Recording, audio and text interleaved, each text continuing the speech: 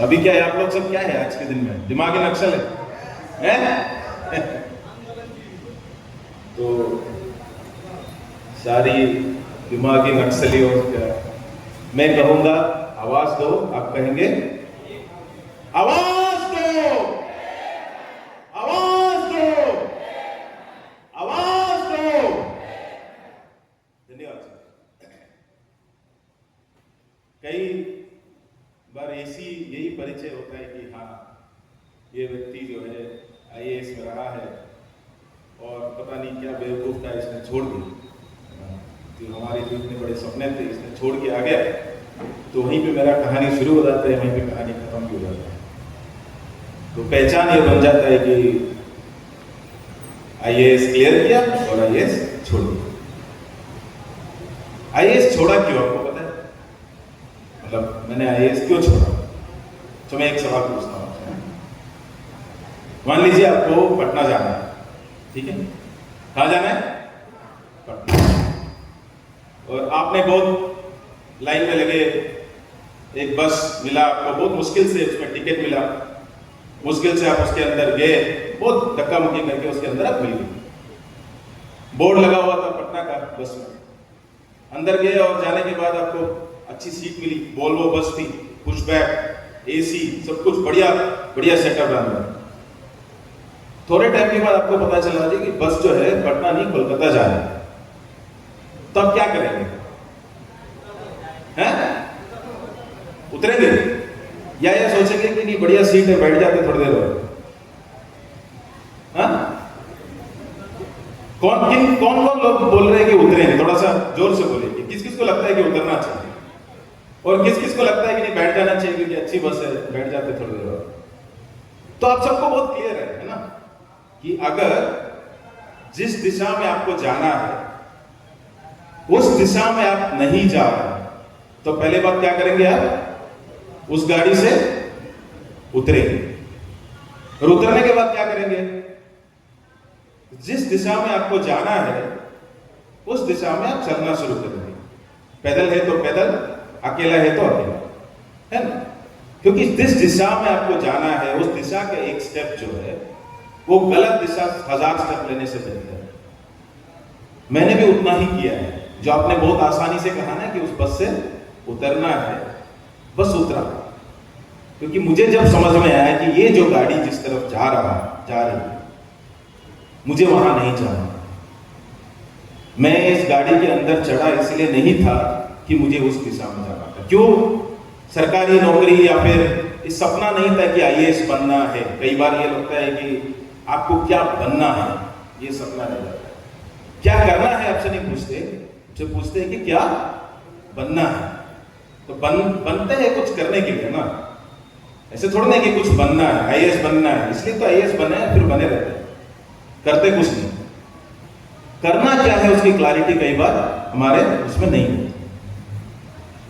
मेरे लिए क्लियर था कि आईएएस बनना है, ऐसे कोई बचपन का सपना था नहीं। हाँ, इंजीनियरिंग किए, उसके बाद मुझे साइंस में ज्यादा रुचि था। पर उस वक्त नोएडा में एक मोटरोला करके कंपनी में काम कर रहे थे। तब एक झुग्गी थी बिल्कुल बगल में। उस झुग्गी के जो बच्चे हैं वो कूड़ा बिनने के लिए आते थे, वो प्लास्टिक बोतल कलेक्ट करने सिर्फ के लिए हमारे सब कुछ।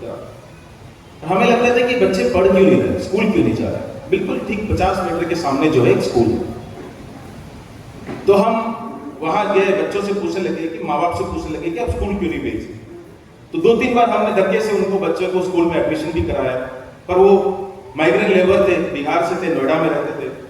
तो उनको जो है स्कूल में आना, अगर वो बच्चे जाते तो तुरंत उनसे क्या करवाते, झाड़ू पोछा करवाते या बर्तन मांजने के काम करवा लेते, उसके बाद वापस भेज देते। तो बच्चे दूसरे या तीसरे दिन वहां से भाग के आते। हमने कई बार कोशिश किया कि स्कूल में डालने की।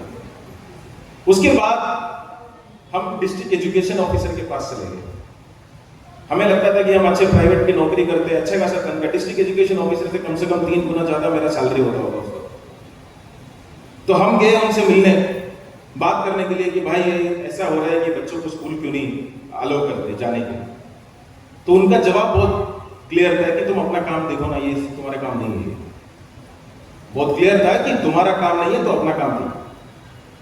वहां से बल्कि मेरे नहीं है, मैं समझता हूं कि जो मेरी वाइफ है उनको लगा कि सिस्टम के अंदर जाके कुछ बदलाव कर सकता है, बाहर रह के नहीं कर सकता है। अगर कुछ बदलना है तो सिस्टम के अंदर जाना जरूरी है। तो ऐसे में आईएएस की तैयारी शुरू की। किस लिए? इसलिए नहीं कि आईएएस बनना है, इसलिए था कि कुछ बदलना है। तो आईएएस तैयारी कर लिए, पास हो गया एग्जाम होने के बाद आईएएस बन गया, कलेक्टर रहा, 2 जगह डीएम रहे, उसके बाद एनडी रहा, जीएसटी कमिश्नर रहा, एक्साइज कमिश्नर रहा, कई सारे पद पर रहे। पर जब एक बात समझ में आया कि हम सर्विस में आए थे 2-3 चीजों के लिए। एक तो था कि अगर जो नागरिक के अधिकार आज इतना है, कल वो उससे ज्यादा होना चाहिए। जो अधिकार है वो कल जो है आज से बेहतर होना चाहिए। अगर इतना सपना देखने का उनका हक है, कल उससे ज्यादा होना चाहिए। प्रजा से नागरिक तक का जो हमारी सफर है वो आसान होना चाहिए। उसी में अगर सरकार में रहते हुए हम जो कर सकता है उसी के साथ देने के लिए आए। पर जब यह एहसास हुआ कि ये गाड़ी जो है ठीक विपरीत दिशा में जा रही है, ठीक उल्टा दिशा में जा रहे हैं, कि वापस हमें प्रजा बनाने के लिए, कि नागरिक बनने का कोई मतलब नहीं है। कई बार एक लड़के ने भी आज यहां से भी बोला, उसने एक स्कूल में जाके टीचर से पूछा कि शिक्षा का व्यवस्था ठीक नहीं है, तो उससे पूछा कि तुम नेता बनने आए हो क्या? सवाल पूछने वाला नेता बनता है या सवाल पूछने वाला नागरिक बनता है? हाँ, जागरूक नागरिक बनता है। नागरिक ही बनना जो है हमें सहमत नहीं है। अगर कोई सवाल पूछता है तो हम पहले उससे बोलते हैं कि बड़ा नेता है, क्योंकि तुम सवाल पूछने का हिम्मत कैसे कर लिए यहां पे? हमें चाहिए प्रजा, और हम हमेशा से अच्छा प्रजा ही रहे, चाहे राजा किस तरीके से आए।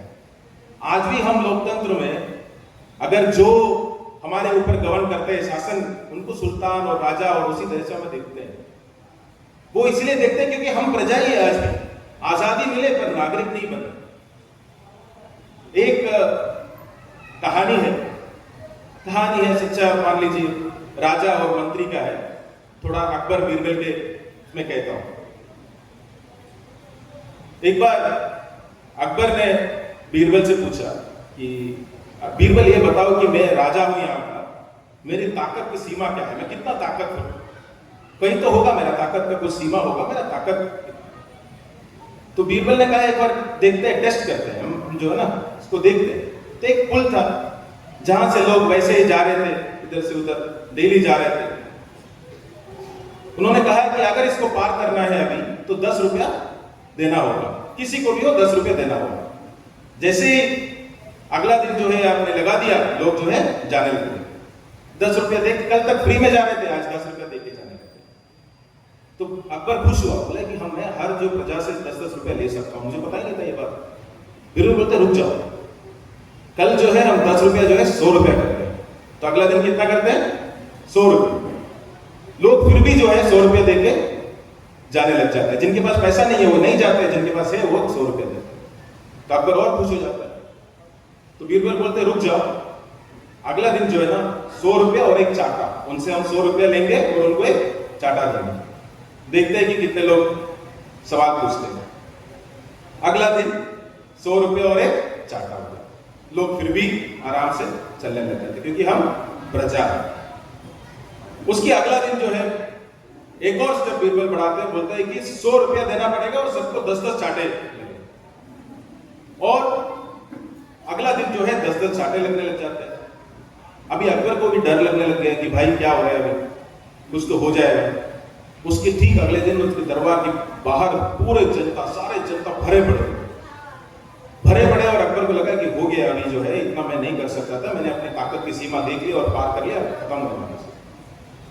तो बीरबल बोलता है कि एक मिनट रुक जाओ, लोगों से पूछते हैं क्या उनकी परेशानी है। तो पूछते हैं तो जनता कहते हैं कि जो लोग हैं वो कहते हैं कि सर आपने जो है ये लगा दिया, 100 रुपया लगा दिया, ठीक है, 10 रुपया लगा दिया, ठीक है, चाटा लगा दिया, ठीक है, पर अभी 10-10 चाटे कर लिए आपने, पर मारने के लिए सिर्फ एक ही आदमी रखा है, हमारे वक्त बहुत ज्यादा है। तो हमने किस सवाल से पूछे? हम बोल रहे हैं कि मारिए, कोई प्रॉब्लम नहीं है, हमारे पैसा लूटिए, कोई प्रॉब्लम नहीं है, पर हमें जल्दी कर लीजिए, हमारे वक्त मत बर्बाद कीजिए। जो सवाल पे हम लड़ते हैं ना, वो सवाल भी कई बार जो है बहुत ही ऊपर से होती है। जिस सवाल के लिए हम लड़ रहे हैं, जिस सवाल के लिए हम मेहनत कर रहे हैं, जिस सवाल के लिए हम जान गंवाने के लिए तैयार होकर लड़ रहे हैं, वो सवाल भी कई बार जो है मुझे समझता है कि बहुत आसान है उनके लिए सॉल्व करना, जिनसे हम लड़ रहे हैं।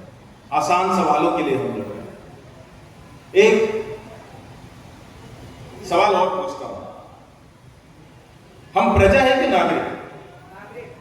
नागरिक पक्का? फर्क क्या है प्रजा और नागरिक में? क्या फर्क है? नागरिक सवाल पूछ सकता है, नागरिक का कुछ अधिकार होता है ना, और प्रजा का अधिकार होता है। प्रजा जो है सर, जो राजा है वो देता है, उसको दो हाथ से लेते हैं। अगर कुछ अच्छा मिलता है वो भी ले लेते हैं, जो बुरा मिलता है वो भी ले लेते हैं। वो वापस सवाल नहीं पूछ सकता, वो मांग नहीं सकता। जब सिस्टम के अंदर गया तो एक चीज जो रियलाइज हुआ, एक चीज कि हम जो सिस्टम बदलने की कोशिश या फिर बातचीत करते हैं, वो हमेशा ऐसा करता है कि किसी का देन हो, कोई अच्छा डीएम आएगा, कोई अच्छा सीएम आएगा, कोई अच्छा पीएम आएगा, तब जाके वो सारे सिस्टम बदल डालेगा और उसके बाद तो यहां पे सब कुछ बेहतर है।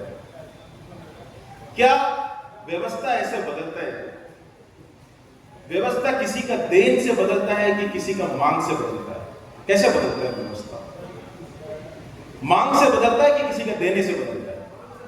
मांग से बदलता है ना। आपकी आजादी कोई दे सकता है कि आपको लेना पड़ता है? लेना पड़ता है। अगर कोई दे रहा है तो आजादी नहीं रहा, परमिशन होता है ना। तो अगर आपको कुछ चीज बदलना है, आप कह रहे हैं कि व्यवस्था बदलने की जरूरत है, व्यवस्था बदलने के लिए सबसे पहले जो है उसकी डिमांड होनी चाहिए, वो मांग होनी चाहिए। वो डिमांड कहां से आएगी? जनता के बीच में से आएगी। वो डिमांड कब आएगी? जब जागरूक होंगे। जागरूक कब होंगे? जब जानकारी होगी। तो सबसे पहले जो है कोई भी व्यवस्था बदलने के लिए सबसे बुनियादी चीज की जरूरत जो है वो है जानकारी। वो जानकारी से जागरूकता, वो जागरूकता से मांग, और उसके बाद जो है जवाबदेही, और उसके बाद बदलाव आ सकता है। हम पर चाहते क्या है कि आसान तरीके से हम कोई जो है प्रॉमिस करता है, वादा करता है कि मैं सब कुछ बदल डालूंगा तुम्हारे लिए, बस मुझे चुनो, बस मैं बदल दूंगा, सब कुछ चेंज कर दूंगा। क्योंकि उसमें क्या है, आसान होता है। हमें 10 और 100 प्रॉब्लम्स होते हैं हमारी जिंदगी में, हम ये सब नागरिक बनना बहुत मुश्किल बात है। सवाल पूछना, चीजों को समझना, उसके बाद लड़ना, उसके बाद जेल जाना, कितनी बड़ी बात है। सब 10 चीजें और करने को है इस वक्त। उसमें आसान क्या है, हम प्रजा बन जाए और हम जो है किसी और को चुने जो कि वो कर लेगा। पर ऐसे काम बदलाव कभी नहीं आ सकता। बदलाव तभी आ सकता है जब हम जो है नागरिक के तौर पर जो हमारी जो कर्तव्य है वो करते रहे। और कोई भी सत्ता ये नहीं चाहता है कि हाँ वो आपकी सवाल ऐसे बैठ के अब सुने और चेंज करे, नहीं। सत्ता की जो है परिभाषा ये है कि वो कंफर्टेबल कैसे हो सकता है और आपकी आवाज को कैसे दबाना है, जो सवाल पूछने वाले हैं उनको कैसे दबाना है। इसलिए हम इंग्लिश में एक कहावत है कि जो पॉलिटिशियन है और डायपर है, दोनों को बदलने की जरूरत है, क्योंकि दोनों से बदबू आने लग जाता है बहुत जल्दी। वो हर एक कुछ टाइम में जो है पॉलिटिशियन, जो भी मंत्री है, जो भी सरकार है, उनको कुछ वक्त में बदलते रहना बहुत जरूरी है, क्योंकि वो दोनों से एक ही तरीके का बू आती है और उससे ज्यादा हम सह नहीं पाते। एक शिक्षा की बात हो रही है। मैं समझता हूं जो आंदोलन हुआ है अभी, वो सिर्फ एक पेपर लीक के कारण तो नहीं था। पेपर लीक एक विजिबल था, बिल्कुल सामने से एक चीज आपके सामने आ रहा है।